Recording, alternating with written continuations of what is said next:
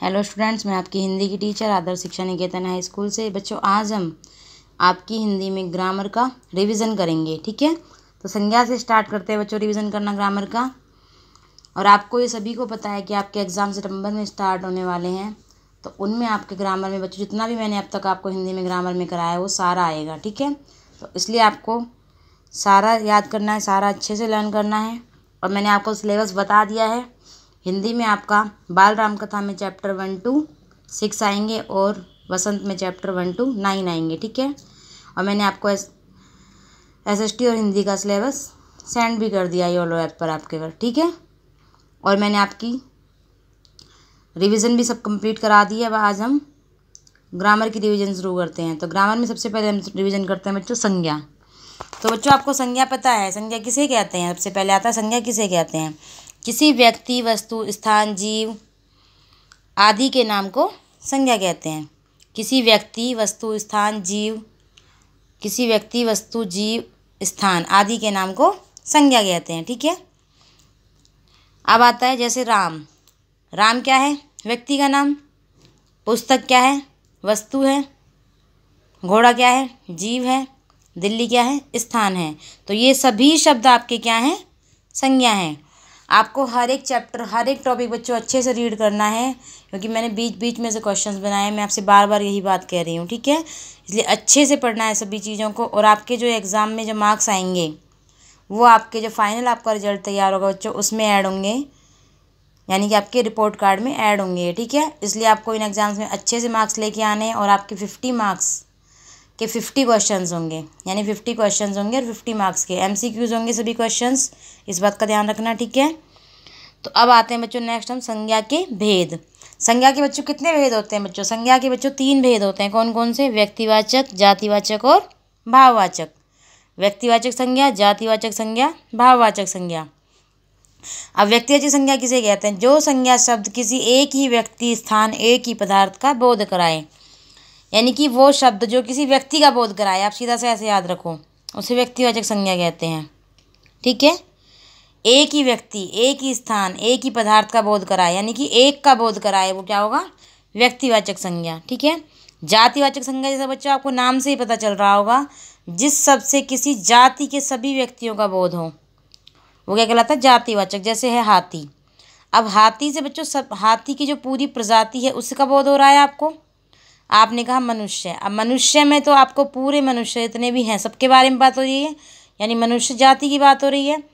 और आपने मनुष्य में किसी का नाम लिख दिया मोहन, तो मोहन क्या हो गया? व्यक्ति हो गया। एक है तो मनुष्य ही मोहन भी, लेकिन एक व्यक्ति है, इसलिए एक के बारे में बात हुई। यहाँ सभी मनुष्यों के, यानी सभी के बारे में बात हो रही है, इसलिए जातिवाचक। ठीक है, नेक्स्ट है आपका भाववाचक। जिस शब्द से किसी पदार्थ या जीव के गुण, भाव, दशा तथा कार्य का बोध हो, यानी जिस शब्द से किसी पदार्थ के या जीव के कि उसका गुण क्या है, उसका भाव क्या है, उसकी दशा कैसी है। जैसे क्रोध, प्यार, दुख। प्यार, क्रोध, दुख ये सब क्या है? भाव हैं। बचपन, बुढ़ापा ये भी भाव हैं। खट्टा, मीठा ये सब क्या है? गुण हैं किसी के। तो वो सब क्या किस में आएंगे? भाववाचक संज्ञा में। ठीक है बच्चों, संज्ञा के किसे कहते हैं? किसी व्यक्ति, वस्तु, स्थान आदि के नाम को संज्ञा कहते हैं। संज्ञा के 3 भेद हैं, व्यक्तिवाचक संज्ञा, जातिवाचक संज्ञा और भाववाचक संज्ञा। ठीक है बच्चों, आपकी संज्ञा कंप्लीट हुई। अब हम पढ़ते हैं बच्चों आपका सर्वनाम। ठीक है, तो संज्ञा के स्थान पर प्रयुक्त होने वाले शब्द सर्वनाम कहलाते हैं, यानी कि वे शब्द जो संज्ञा के स्थान पर आ जाते हैं, संज्ञा के स्थान पर जो शब्द प्रयुक्त हो जाते हैं वो क्या कहलाते हैं? सर्वनाम कहलाते हैं। जैसे सोहन मोहन के साथ उसके घर गया, तो सोहन मोहन क्या है? दोनों संज्ञा है। सोहन मोहन के साथ उसके, अब ये उसके जो शब्द हैं ये क्या है? सोहन जो है वो मोहन के साथ उसके घर गया, यानी कि सोहन किसके घर गया? मोहन के घर गया। किसके साथ गया?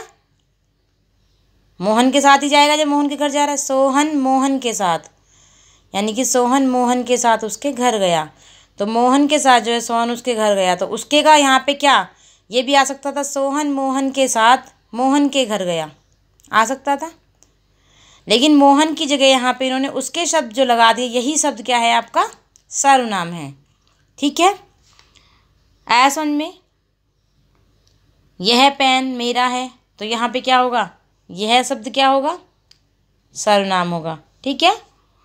अब सर्वनाम के बच्चों भेद। सर्वनाम के बच्चों 6 भेद होते हैं।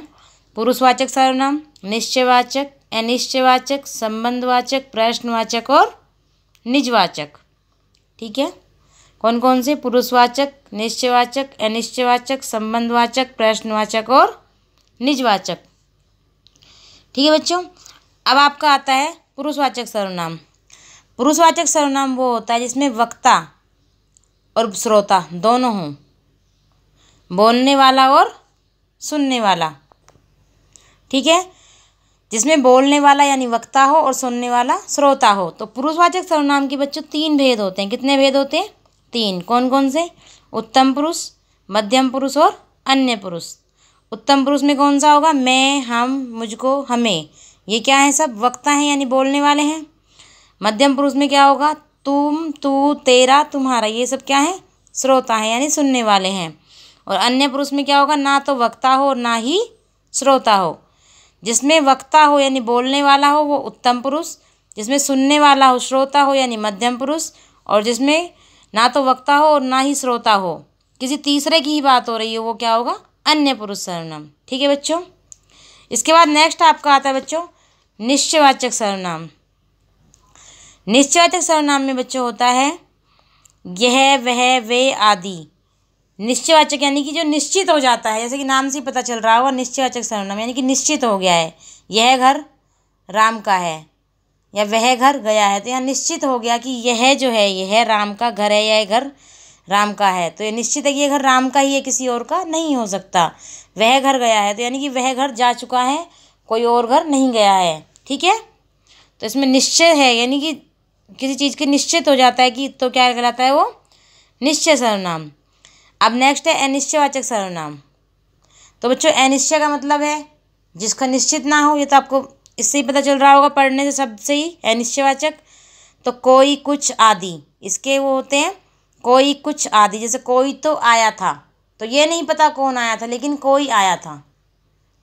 ठीक है। अब राम आया, श्याम आया, सोहन आया, मोहन आया, ये हमें कुछ नहीं पता, लेकिन कोई तो आया था। तो यहाँ पे निश्चित नहीं है कि कौन आया था, लेकिन ये कोई आया था, तो क्या हो गया? ये अनिश्चयवाचक।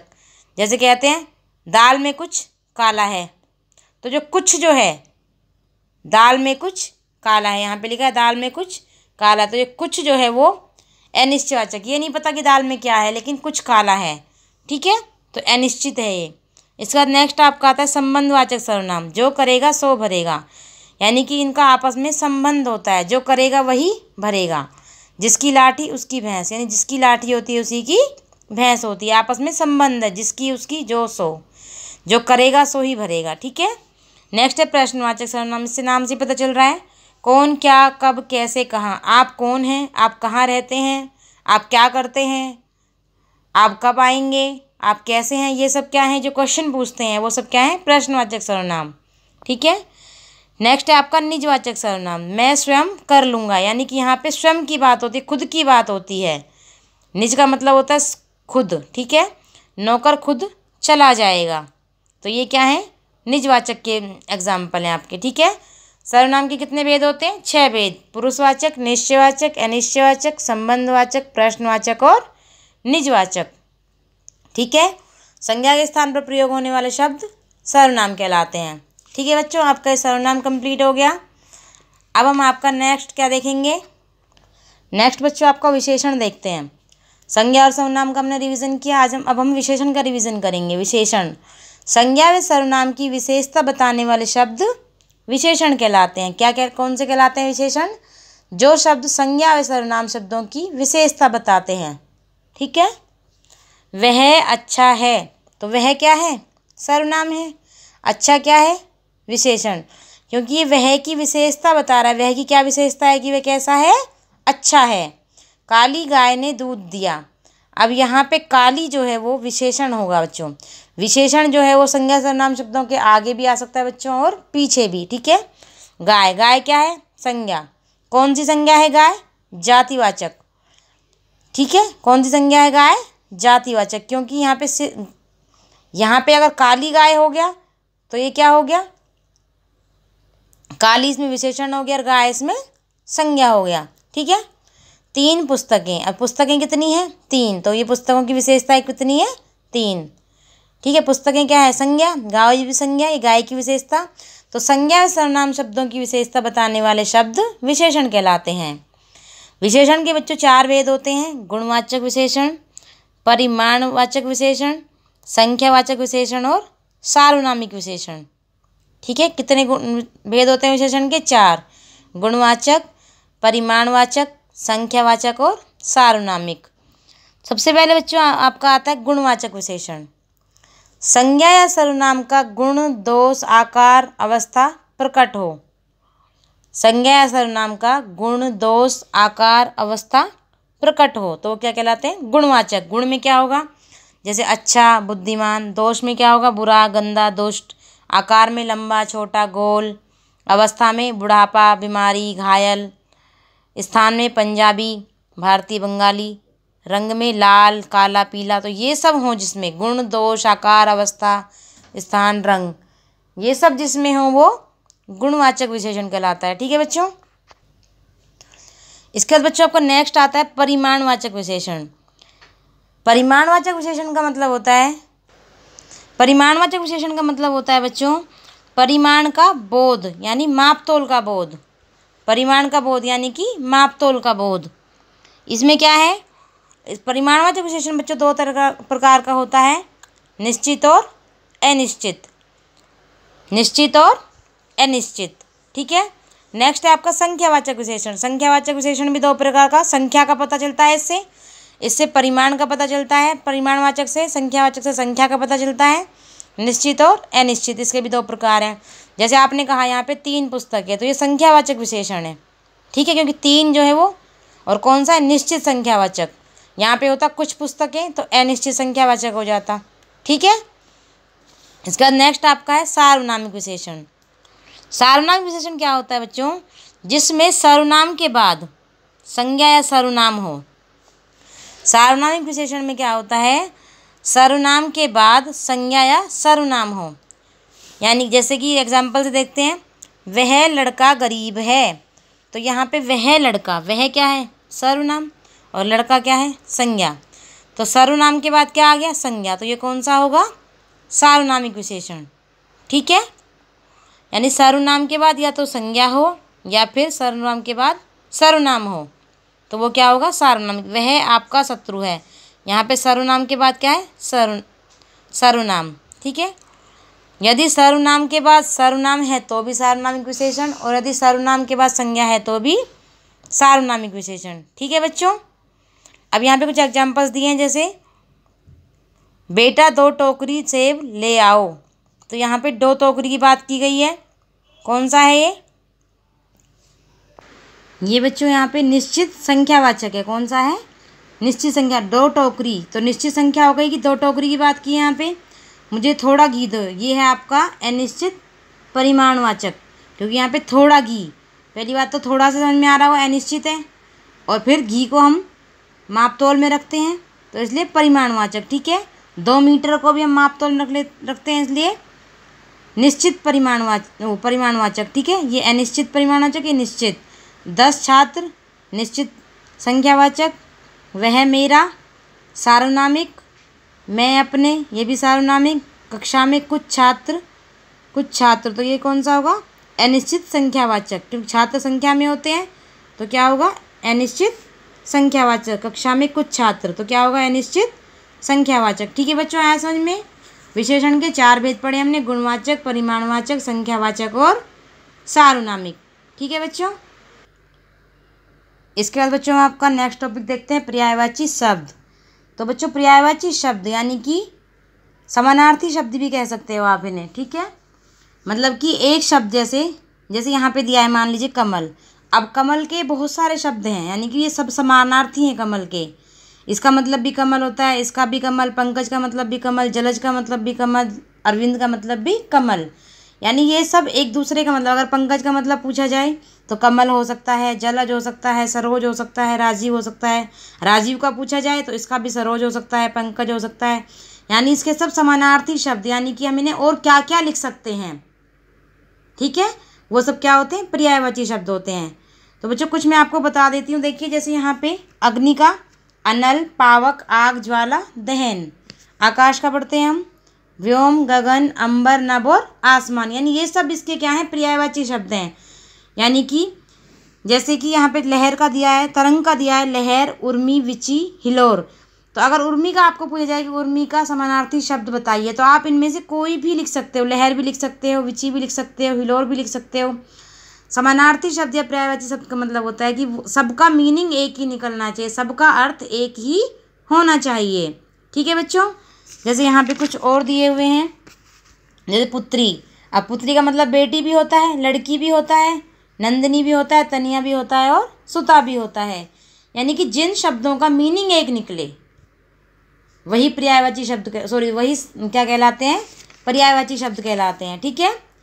पर्यायवाची शब्द का मतलब ही बच्चों ये है कि समानार्थी शब्द यानी कि सब शब्दों का अर्थ एक ही निकले। जैसे कि सब शब्दों का अर्थ एक ही का मतलब है कि आपने पत्थर का देखा तो पाषाण का मतलब भी पत्थर हुआ, वज्र का भी पत्थर हुआ, पाहन का भी पत्थर हुआ, उपल का भी पत्थर हुआ और शिला का भी पत्थर ही हुआ। यानी कि इन सबके मीनिंग यानी सबके मतलब पत्थर ही हैं। तो वो आप अगर किसी से आपसे पूछा पत्थर का मतलब बताइए तो आप कोई भी एक लिख सकते हो। किसी ने पूछा शिला का मतलब बताइए तो आप कोई भी एक लिख सकते हो। ठीक है। तो इसका मतलब क्या होता है, ये क्या सब क्या है, एक दूसरे के समानार्थी शब्द। आपको ये सब एक बार देखने हैं, आपके इसमें से भी क्वेश्चंस आएगा। ठीक है बच्चों। तो आपको एक बार ये सब याद कर लेने हैं कि किसका क्या मीनिंग होता है। मोर का देखते हैं, मयूर, सिखी, शिखंडी और कलापी। अब किसी ने आपसे पूछा कलापी का मीनिंग बताइए तो आपको मोर भी लिख सकते हो, मयूर भी लिख सकते हो, कलापी का अर्थ बताइए तो आप कोई भी लिख सकते हो। मोर का अर्थ बताइए तो मयूर लिख सकते हो। यानी कि वो सब क्या है, उसके समानार्थी हैं।